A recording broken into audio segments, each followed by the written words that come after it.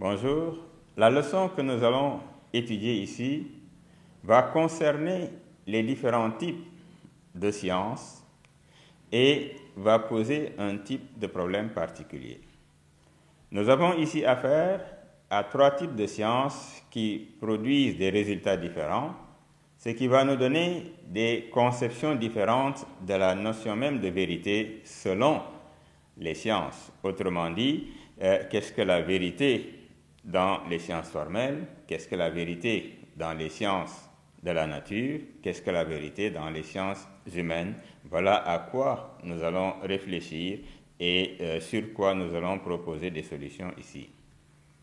Alors, pour ce faire, il s'agira d'abord d'analyser chaque type de science pour voir le type de vérité qui en découle. Et dans un deuxième moment, nous essaierons d'évaluer la valeur de la vérité scientifique. Dans le premier moment, il s'agira d'abord de parler des sciences logico-formelles. Dans les sciences logico-formelles, nous aurons d'abord la logique et ensuite les mathématiques. Dans la logique, nous avons affaire à une science qui peut être considérée comme étant la science des formes du raisonnement et qui étudie le rapport entre les termes du raisonnement, abstraction faite de la réalité. Cela veut dire que quand nous sommes dans la logique, ce qui est étudié concerne uniquement les relations qui existent entre les termes qui constituent le raisonnement même, sans tenir en considération ce qui se passe dans la réalité. Donc, nous ne sommes pas en réalité dans ce qu'on appellerait une science du réel en tant que telle, mais une science du raisonnement à proprement parler. Et dans ce contexte-là, la forme de raisonnement productif ici, que l'on appelle le syllogisme, consiste dans un discours dans lequel certaines choses étant posées, quelque chose d'autre que ces données en résulte nécessairement par le seul fait de ces données. Voilà la définition qu'Aristote donne du syllogisme et qui permet de montrer que dans ce type de raisonnement, dès que les prémices sont acceptées, la conclusion sera nécessairement acceptée également.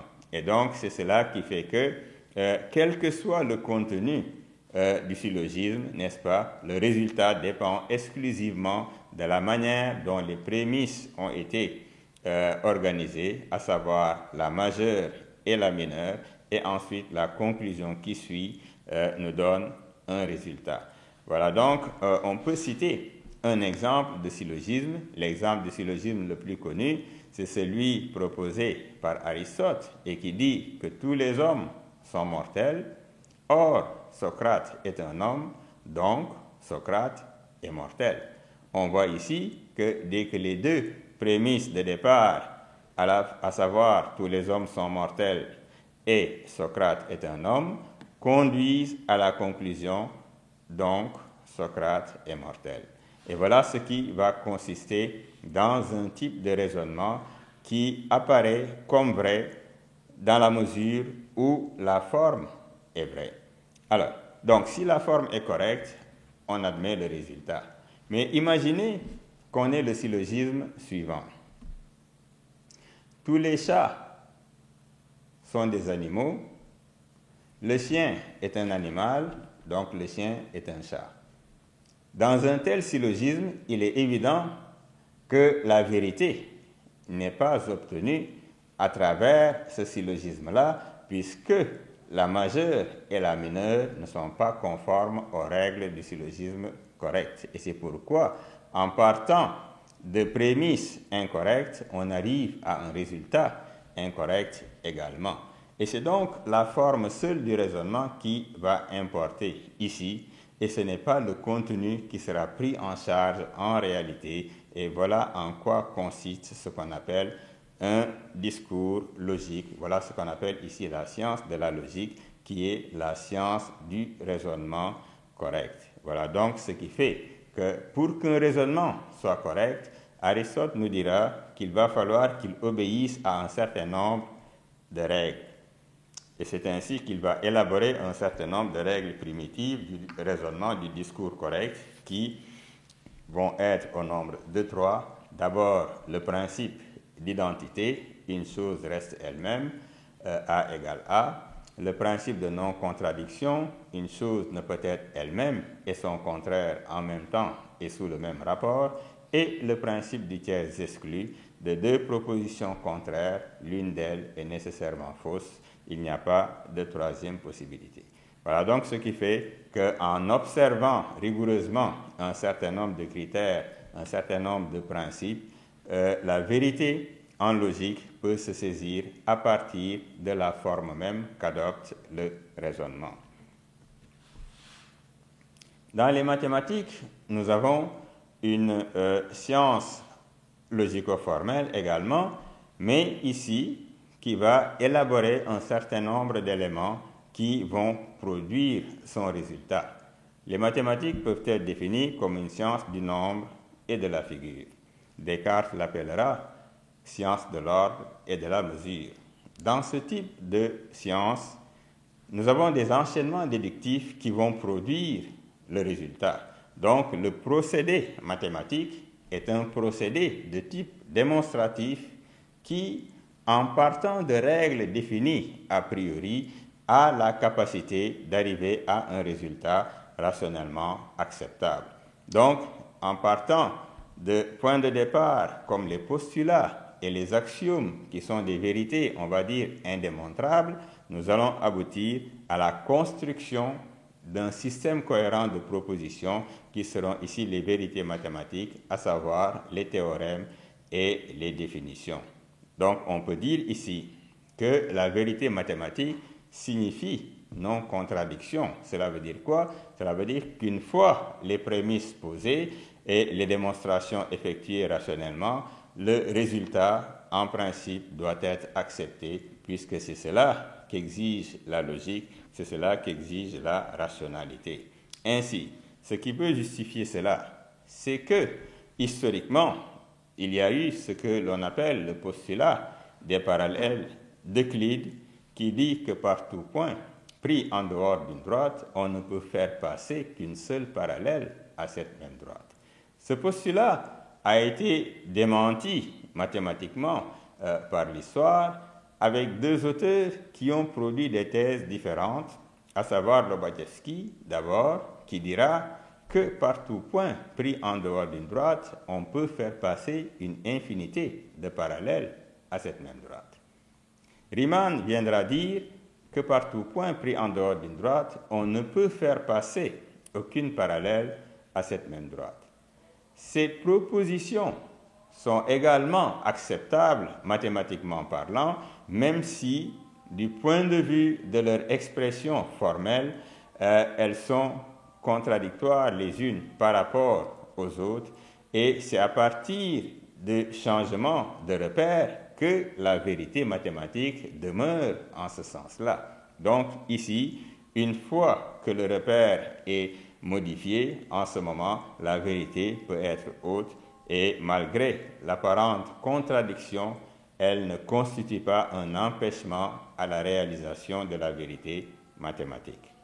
Alors, qu'allons-nous retenir ici? On peut retenir ici qu'à partir des prémices ou des hypothèses posées en sciences logiques et mathématiques, il devient possible de déduire une conclusion nécessaire.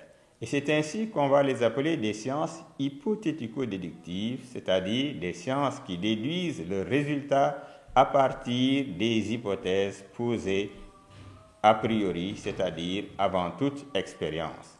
Ainsi, nous avons affaire à une vérité dite formelle, c'est-à-dire qui repose sur la forme du raisonnement, et c'est ainsi que seule la cohérence du raisonnement suffit pour garantir la validité du discours logico-formel, qu'il s'agisse du discours logique ou du discours mathématique en tant que tel. Et c'est cela qu'il va falloir comprendre ici.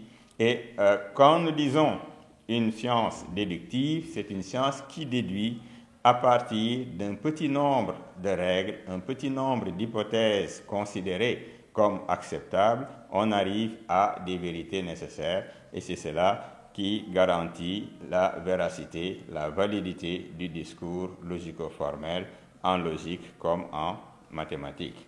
Ce sera autre chose quand nous parlerons des sciences de la nature. Les sciences de la nature sont considérées comme étant des sciences expérimentales. Cela veut dire que ce sont des sciences qui, du point de vue de leur méthode, procèdent par expérimentation. Alors, nous dirons que l'expérimentation est une méthode qui procède de manière dialectique, c'est-à-dire qui va comporter trois moments différents qui vont s'articuler les uns aux autres. Le premier moment de l'expérimentation, c'est l'observation. Ici, observer ne signifie pas simplement regarder.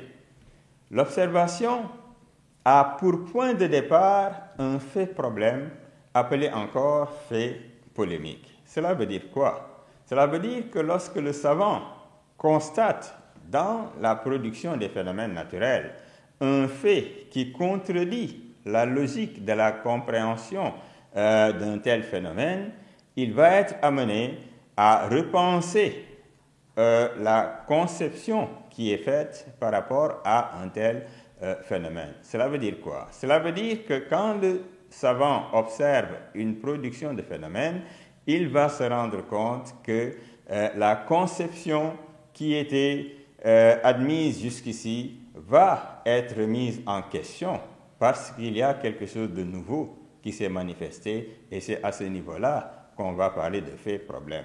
Donc, l'observation ne va pas consister simplement à regarder un fait brut, un fait empirique en quelque sorte, mais elle va consister à essayer de comprendre davantage le phénomène produit à partir de la grille de lecture du savant, à partir de la compréhension qu'il en a jusqu'ici, et cette difficulté à faire intégrer le fait observé à la conception qui était admise jusqu'ici va l'amener donc à reconsidérer et à repenser la possibilité de comprendre ici ce phénomène manifesté. Donc ici, il y a une possibilité d'erreur qui est exprimée par le fait observé et c'est pour cela que l'erreur en science va avoir une certaine importance. Lorsque, en biologie, par exemple, Claude Bernard constate que l'urine des lapins a changé de couleur, ce qui apparaît comme anormal, les lapins n'étant pas carnivores, et donc cela va l'amener à observer le fait et à essayer de le comprendre. Voilà en quoi consiste l'observation. Une telle observation va donc déboucher sur la formulation d'une hypothèse. Alors, ce qu'on appelle une hypothèse en science, ici, va consister dans une explication possible, mais qui n'a pas encore été validée. Il s'agit donc ici d'élaborer un schème explicatif par anticipation, à partir de quoi nous aurons la possibilité de concevoir ou de comprendre comment un phénomène est produit, quelle est la loi qui régit ce phénomène-là. Et donc, l'hypothèse devra être vérifiée expérimentalement, soit pour être confirmée, soit pour être infirmée, le cas échéant.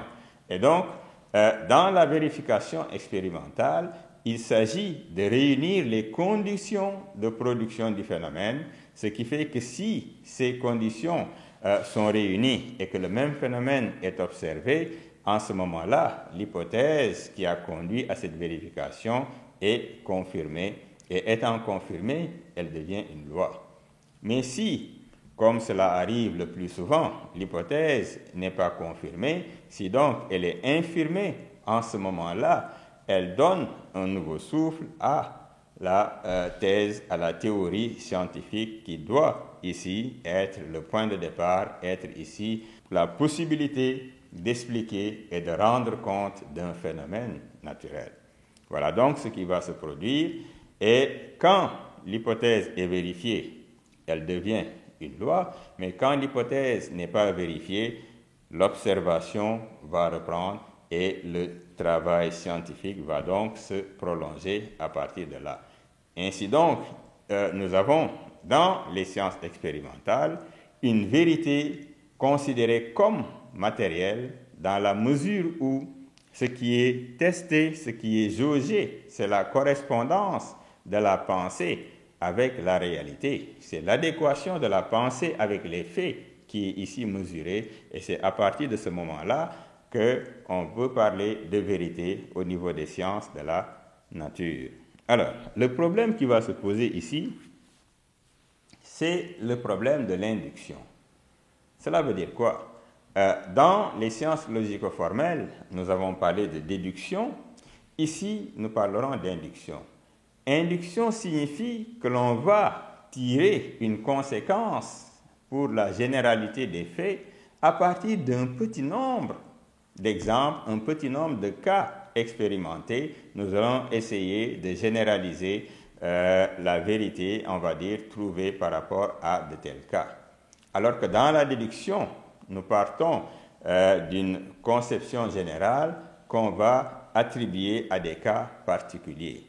Alors donc, dans la déduction, nous partons du général pour en tirer des cas particuliers, alors qu'ici, nous parlons de cas particuliers qui vont servir à définir ou à expliquer, on va dire, la généralité des cas possibles dans les faits de la nature, ce qui pose un certain type de problème. Et dans certains cas, les faits identifiés, les faits expliqués scientifiquement peuvent rencontrer des difficultés et à l'épreuve de certains faits qui deviennent faits problèmes et qui contredisent les soi-disant vérités trouvées à partir d'un certain moment. Et donc, à partir de là, la vérité va être en suspens, elle va montrer son caractère provisoire, elle est vraie jusqu'à ce qu'un autre fait, problème, vienne la contredire. Et c'est ainsi que quand nous parlons de vérité ici, dans les sciences de la nature, nous dirons qu'il s'agit d'une vérité provisoire. Et cette vérité est valable tant qu'elle n'a pas été démentie, tant que, comme le dit Karl Popper, elle n'a pas été falsifiée. Et donc, jusque-là, elle est admise comme étant vérité au niveau scientifique. Dans les sciences de l'homme, le problème va se complexifier davantage, car ici, il y a une particularité liée à l'objet d'étude de ce qu'on appelle les sciences de l'homme. Ici, l'homme y est à la fois sujet et objet. Dans toutes les sciences, l'homme est le sujet et l'objet est différent du sujet. Mais dans les sciences de l'homme, l'homme est à la fois le sujet qui fait la recherche et l'objet sur quoi se fait la recherche. De sorte que le problème de l'objectivité va se poser dans les sciences de l'homme, parce que l'homme de science est impliqué dans la science qu'il veut élaborer. Alors, il y a là un certain type de problème lié à la subjectivité de l'homme de science, et c'est pourquoi on peut s'attendre à une certaine participation, à une certaine prise de parti du sujet dans la connaissance de l'objet. On peut aussi poser le problème de la méthode, car dans l'étude sur l'homme, l'expérimentation s'avère impossible. On ne peut ni expérimenter, ni quantifier à proprement parler, encore moins faire des prévisions au sens de prédiction scientifique, de sorte que la scientificité des sciences de l'homme a été posée comme problème, à savoir, est-ce qu'il est possible de considérer les sciences de l'homme comme étant des sciences à part entière. Cependant, ce qu'on peut dire, c'est qu'il existe des caractéristiques observables dans toute science humaine qui vont nous donner la possibilité de dégager des significations ou lois, si l'on peut dire, de la conduite humaine. Quand l'homme se comporte d'une certaine manière, est-ce que ce comportement est simplement spontané, subjectif, ou est-ce qu'il n'obéit pas à des lois, est-ce qu'il n'obéit pas à des significations que l'on pourrait généraliser et sur la base desquelles on pourrait tirer des conséquences, on va dire, universelle.